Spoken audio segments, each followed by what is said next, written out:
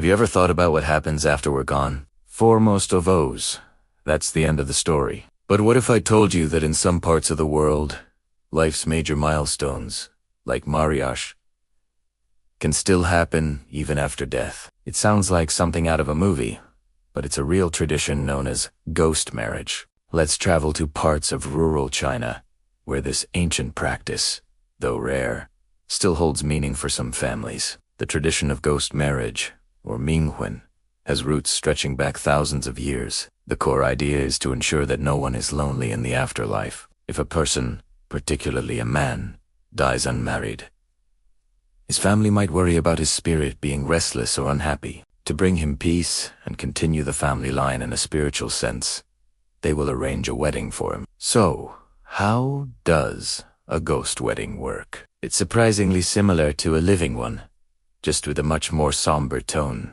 The family of the deceased groom will seek out a bride for him. Ideally, this would be a woman who also passed away while unmarried. The two families will then consult with a matchmaker, just like for a regular marriage, to ensure the pairing is suitable. They'll exchange family histories and sometimes even use divination to see if the two spirits are a good match. Once a match is made, a wedding ceremony is held. This isn't just a small, private affair. It can be quite elaborate. The bride is often represented by a plaque, a photo, or even a specially crafted bamboo and paper effigy, dressed in a wedding gown. There's a feast.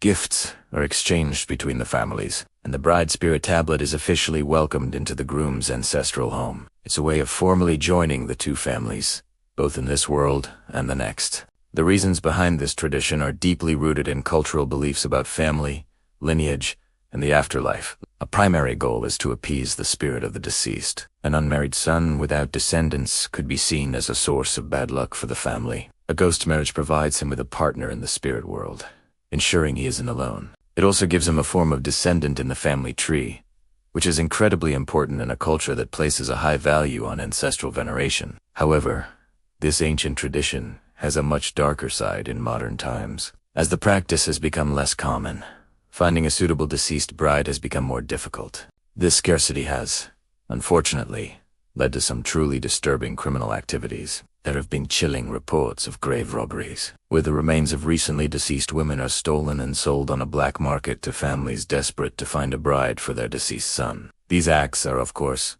illegal and horrifying, and they are a grim distortion of the original tradition. Law enforcement in China actively pursues these cases, but they still occasionally surface in the news, highlighting the extreme lengths some might go to for these posthumous unions. A stark reminder of how deeply held beliefs can sometimes lead to unthinkable actions.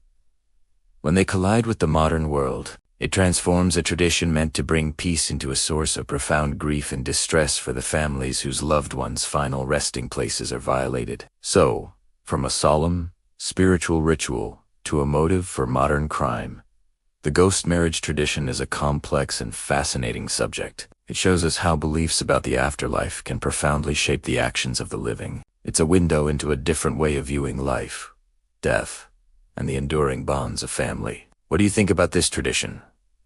Let me know your thoughts in the comments below. Thanks so much for watching and exploring this unique piece of cultural history with me. If you enjoyed this video, don't forget to like, subscribe, and hit that notification bell for more deep dives into fascinating traditions from around the world. See you next time.